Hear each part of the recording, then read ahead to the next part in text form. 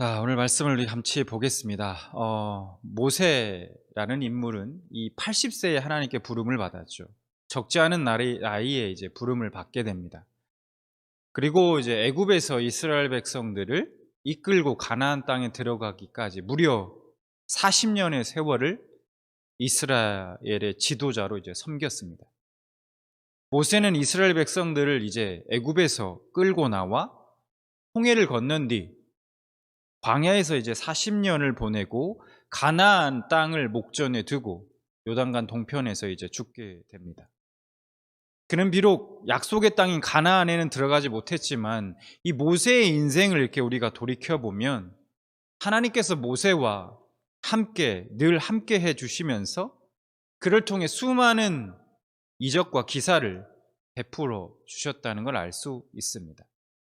신명기 34장 10절부터 12절 말씀을 보면 이 모세에 대해서 이렇게 소개하고 있습니다.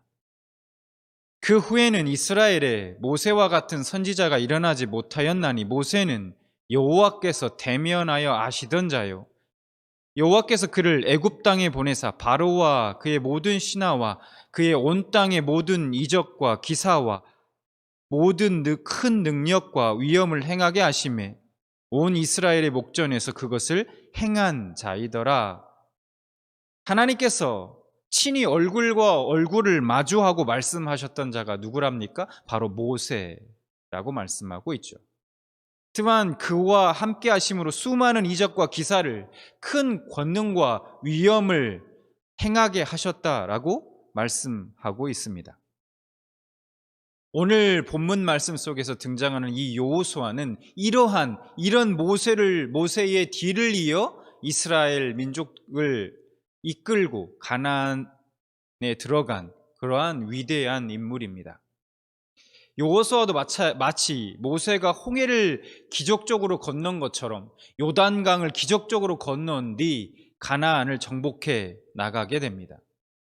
하나님께서 모세와 마찬가지로 이 여호수아를 통해서도 이 가나안 땅을 정복해가는 과정 가운데 수많은 이적과 기사를 베풀어 주십니다. 그런데 하나님께서 이 두 사람 모세와 여호수아를 통해 베푸신 그 수많은 이적과 기사 중에 그 역사 중에서 많이 닮아 있는 사건이 하나 있습니다. 여러분들도 아마 딱 생각이 나실 건데요. 앞서서 잠깐 언급했던 바로 홍해와 요단강을 가르시고 백성들로 하여금 그 땅을 밟고 건너게 하신 사건입니다. 매우 닮아 있죠. 자, 오늘 우리는 이 닮아 있는 두 사건을 비교해 보기를 원합니다. 이 비교를 통해서 요단강을 건너는 이 사건이 우리에게 주는 영적 메시지가 무엇인가를 우리가 한번 살펴보고자 합니다. 여호수아 3장과 4장 말씀은 이스라엘 백성들이 요단강을 건너는 내용을 이제 기술하고 있습니다. 이전에 출애굽하던 이스라엘 앞에는 홍해가 가로막았었고 가나안 땅으로 들어가는 그 길목에서 지금은 급류가 흐르는 요단강이 막고 있습니다. 시딤을 떠나 요단강까지 온 여호수아와 이스라엘 백성들은 그곳에서 3일을 유숙합니다. 이스라엘 백성들은 왜 그러면 요단강까지 와서 곧바로 건너지 않고 3일을 유숙했을까요? 자, 왜냐하면 요단강을 건너는 일이 그냥 쉬운 일이 아니라 엄청나게 지금 어려운 일이기 때문입니다. 이스라엘 백성들 입장에서는 지금 목숨을 걸고 그 강을 건너야 하는 상황인 것입니다. 자, 요단강은 평소에는요 물이 거의 없습니다. 말라 있어서 사람들이 도보로도 얼마든지 건널 수 있는 그런 강입니다. 그러나 밀과 보리를 거두는 시기, 추수하는 시기에는 항상 언덕까지 물이 넘쳤습니다. 그래서 오늘 말씀에도 3장 15절에 이렇게 말씀하고 있죠. 요단이 곡식 거두는 시기에는 항상 언덕에 넘치더라 라고 말씀하고 있죠. 이때 요단강의 물의 깊이는 대략 3m에서 4m 정도 되었다고 합니다. 자, 그러니까 지금 현실적으로 이스라엘 백성들이 강을 건널 수 없는 상황입니다. 더군다나 장정들만 있는 것도 아니고 여자들과 어린아이들, 노인들, 그들을 데리고 건너야 합니다. 여자들과 아이들을 포함해서 수백만 명의 백성들이 지금 강을 건너야 하는 상황인 것이죠. 불가능한 상황인 거예요. 자, 그래서 이제 3일 후에 관리들이 진중을 두루 이렇게 돌아다니면서 백성들에게 명령합니다. 어떤 명령을 하냐? 3장 3절입니다. 백성들에게 명령하여 이르되 너희는 레위 사람 제사장들이 너희 하나님 여호와의 언약궤 매는 것을 보거든 너희가 있는 곳을 떠나 그 뒤를 따르라, 이렇게 명령합니다. 제사장들이 언약궤 매는 거 그거 보거든 그 뒤를 따르라고 말씀합니다. 근데 이 대목에서 여러분 좀 이상하지 않습니까?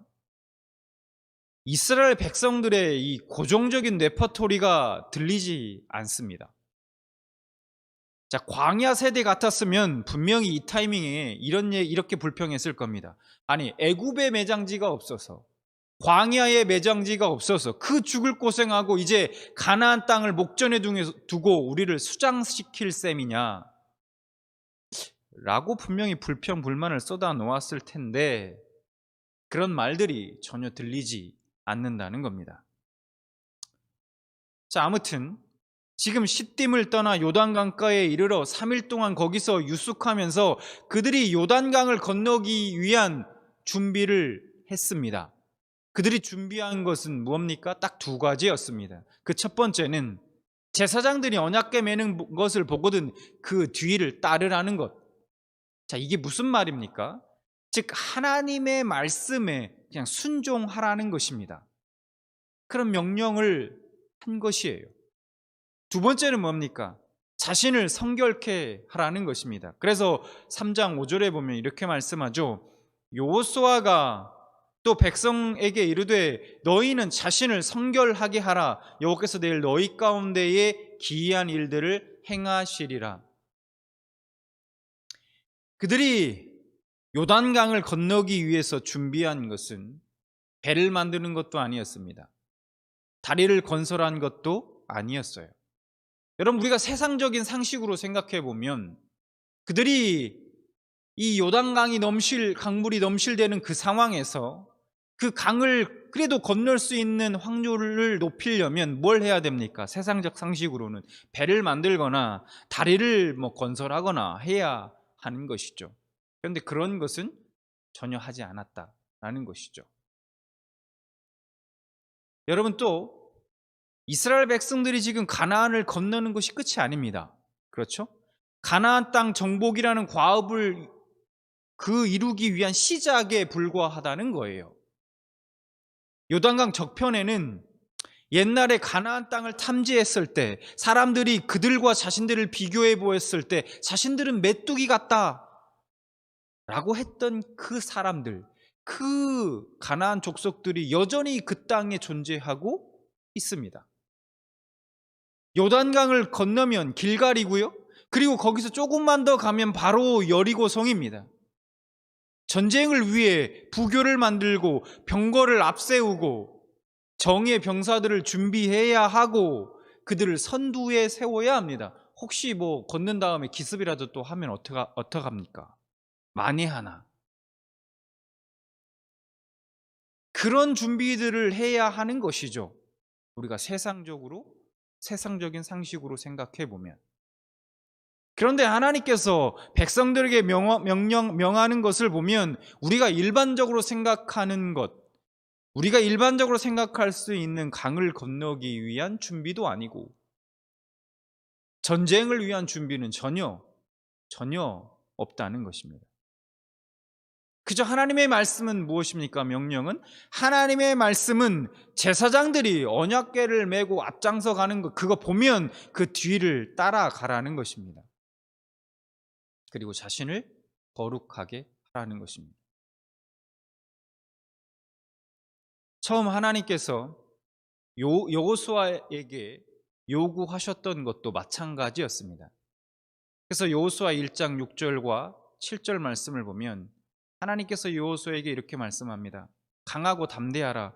너는 내가 그들의 조상에게 맹세하여 그들에게 주리라 한 땅을 이 백성에게 차지하게 하리라. 오직 강하고 극히 담대하여 나의 종 모세가 내게 명령한 그 율법을 다 지켜 행하고 우로나 좌로나 치우치지 말라. 그리하면 어디로 가든지 형통하리니. 여러분, 무엇에 강하고 담대하라고 하나님께서 여호수아에게 말씀하고 계십니까? 모세가 내게 명령한 그 율법을 다 지켜 행하라는 것. 그 행하는 데에 있어서 오직 강하고 극히 담대하라라는 것입니다. 그것이 약속의 땅을 차지할 수 있는 비결이라는 것입니다. 이제 하나님께서 여호수아에게 말씀하십니다. 여호수아서 3장 8절에 이렇게 말씀합니다. 너는 언약궤를 맨 제사장들에게 명령하여 이르기를 너희가 요단 물가에 이르거든 요단에 들어서라 하라. 여호수아가 백성들에게 하나님의 이 명령을 선포합니다. 13절입니다. 온 땅의 주 여호와의 궤를 맨 제사장들의 발바닥이 요단 물을 밟고 멈추면 요단 물, 곧 위에서부터 흘러내리던 물이 끊어지고 한 곳에 쌓여 서리라 선포합니다. 그리고 드디어 언약궤를 맨 제사장들이 출발하고 그 뒤를 이스라엘 백성들이 따라갑니다. 여러분, 그 장면을, 그 광경을 한번 상상해 보십시오. 언약궤를 맨 제사장들이 앞에 앞서가고 뒤에 이스라엘 백성들이, 그 수백만 명의 이스라엘 백성들이 뒤를 따라가는 모습을 한번 상상해 보십시오. 요단 강물은 강 언덕까지 넘실대고 있습니다. 그 강에 그냥 들어가면요 반드시 죽습니다.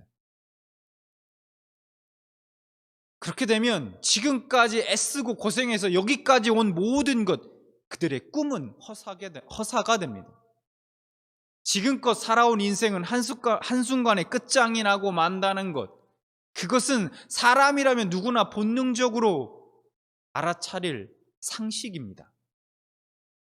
그런데 이러한 현실에서 이스라엘 백성에 대한 하나님의 명령은 어찌 보면 조금은 야속해 보이기도 하고 매장할 만큼 단호했습니다. 너희가 요단에 이르거든 요단에 들어서라 라는 것입니다. 자, 이 말씀에 그들이 순종했습니다. 그들이 순종했을 때 어떤 일이 일어났습니까? 15절, 16절, 17절 말씀 보겠습니다. 궤를 맨 자들이 요단에 이르러 궤를 맨 제사장들의 발이 물가에 잠기자 곧 위에서부터 흘러 내리던 물이 그쳐서 한 곳에 쌓이고 흘러가는 물은 온전히 끊어짐에 백성이 여리고 앞으로 바로 건널새 모든 이스라엘은 그 마른 땅으로 건너갔더라. 제사장들의 발이 물가에 잠기자 어떻게 됐습니까? 위로부터 흘러내리던 물이 먼저 그쳤습니다. 그리고 그 물이 쌓이기 시작했고 흘러가는 물이 이제는 온전히 끊어지게 되었습니다. 그래서 모든 이스라엘 백성들이 그 마른 땅을 밟고 건너갈 수 있게 되었습니다. 이 모든 일이 어떻게 일어났습니까? 시작이 무엇이었습니까? 제사장들의 발이 물가에 잠기자. 이스라엘 백성이 모세의 인도를 따라서 애굽을 나올 때 애굽왕 바로는 마음이 바뀌었습니다. 그래서 군대를 이끌고 이스라엘을 맹축격해 옵니다.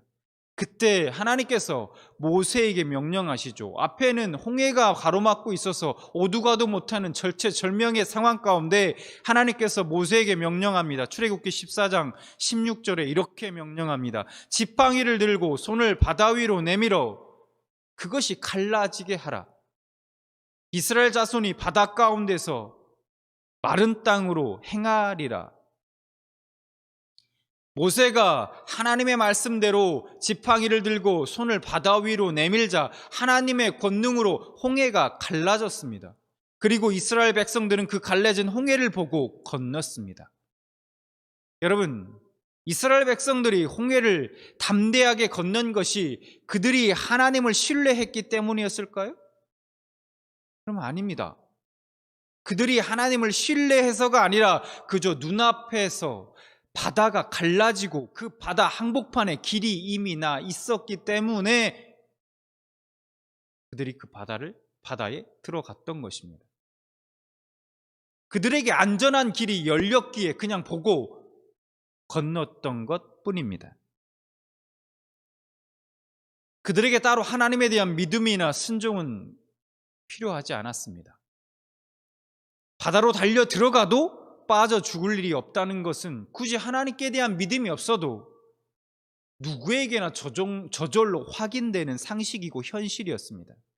그러나 지금 요단강가에서는 상황이 완전히 달랐습니다. 강물이 언덕까지 넘실대는 상황에서 하나님의 명령이 무엇입니까? 너희가 요단에 이르거든 요단에 들어서라는 것입니다.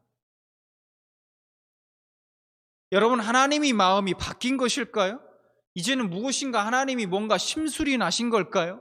왜 홍해 때처럼, 홍해를 가르실 때처럼 하지 않으시는 건가 하는 겁니다.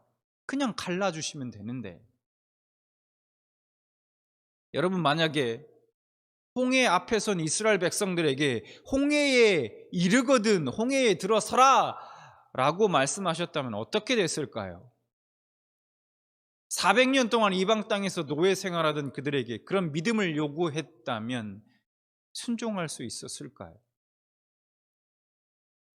여러분, 하나님이 이스라엘 백성들을 광야로 인도하신 이유가 무엇입니까? 바로 이스라엘 백성들로 하여금 하나님의 말씀에 순종하며 하나님을 섬기며 살아가는 참된 하나님의 백성으로 세우시기 위함이었습니다. 그렇기 때문에 지금 요단강가 앞에 선 지금의 이스라엘은 달라야 하는 것입니다. 달라야 했던 거예요. 하나님은 이제 지금까지 40년 동안 그 길을 지내오면서 경험하고 확인했던 그 하나님을 이런 위기의 상황 가운데서도 여전히 신뢰하고 있는가를 이제 행동으로 보이라는 요구를 하고 계신 것입니다. 그리고 언약궤를 맨 제사장들을 앞세워 넘실거리는 그 강에 들어갔습니다.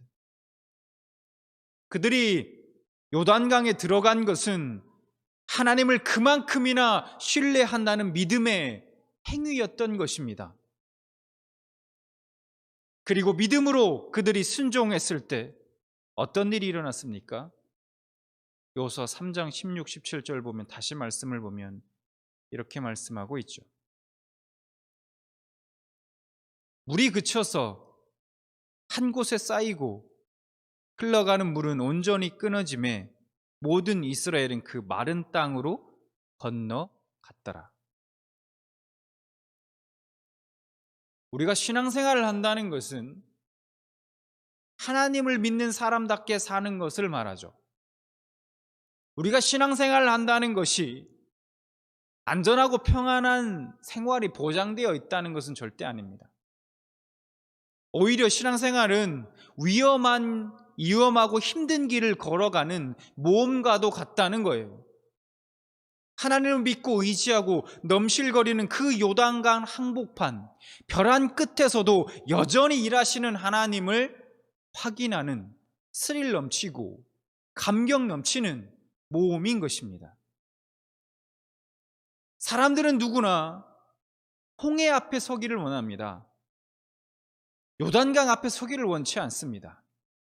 홍해 앞에 서서 지팡이의 기적을 학수고대할 뿐, 목숨을 담보로 한 믿음으로 출렁거리는 그 요단강에 들어서는 것은 싫어합니다. 두려워합니다. 그러나 우리가 계속해서 홍해 앞에 서 있는 것은 신앙이 아닙니다. 그곳은 그저 광야라 불리는 구체적인 삶의 현장, 그리고 40년이라는 구체적인 세월을 살아내야 하는 그 신앙의 세계로 들어가는 관문일 뿐이라는 거예요. 신앙생활이란 하나님을 그만큼 신뢰하기 때문에 겁없이 우리를 계속해서 벼랑 끝에 세우는 행위인 것입니다. 생명을 위협하며 넘실거리는 그 요단강을 원망하거나 거부하는 것이 아니라 오히려 하나님의 일하심을 드러낼 기회로 알고 하나님의 말씀을 순종해 그냥 한 걸음 한 걸음 걸어 들어가는 것입니다. 그렇게 기꺼이 자신을 벼랑 끝에 세우는 것입니다. 믿음으로 자신을 던지는 것입니다. 어떻게 그렇게 할 수 있습니까? 하나님을 그만큼 신뢰하기 때문에, 하나님을 그만큼 두려워하기 때문입니다. 그러나 아쉽게도 삶 가운데 주어지는 요단강 앞에선 우리의 모습은 어떻습니까? 하나님을 의지하고 믿음으로 자신을 던지는 것이 아니라 하나님과 딜을 하기 시작합니다. 하나님, 먼저 물을 마르게 해주세요. 그럼 제가 들어갈게요. 그때 하나님 뭐라고 말씀합니까? 너의 발바닥으로 요단 강물을 밟으면 육지가 마를 거야. 길이 날 거야. 그렇게 말씀하시는데 우리는 또 뭐라고 말씀합니까? 아니에요, 하나님. 먼저 강물을 마르게 해주세요. 이 강물 한가운데 길을 내주시면 내가 그때 들어가겠습니다. 라고 하나님과 딜을 시작한다는 거예요. 이것이 우리의 모습 아닙니까? 어느 날 80세 백발 노인이 된 모세를 찾아와 하나님께서 민족을 구하러 가라고 하십니다. 어느 날에는 아브라함에게 나타나셔서 고향을 떠나라 말씀하십니다. 또 하나님께서 주신 하나밖에 없는 그 아들을 제물로 바치라고 말씀합니다. 어느 날에는 비 한 방울도 안 오는데, 올 것 같지도 않은데 물로 심판할 거니까 큰 방주를 만들라고 말씀합니다. 여러분, 여호수아는 어떻습니까? 요단강을 건너는 것은 시작에 불과했습니다.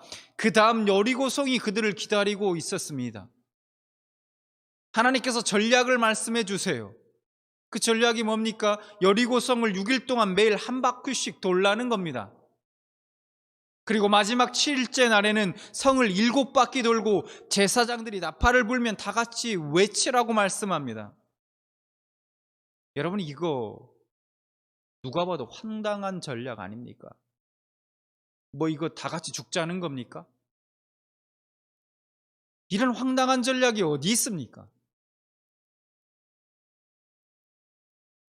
그런데 여호수아 백성들은 순종하죠.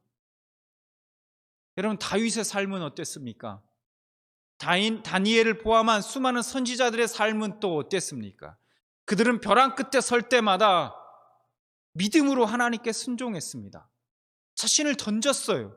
하나님을 섬긴다는 건 어쩌면 날마다 자신을 벼랑 끝에 세우는 일인지도 모르겠습니다.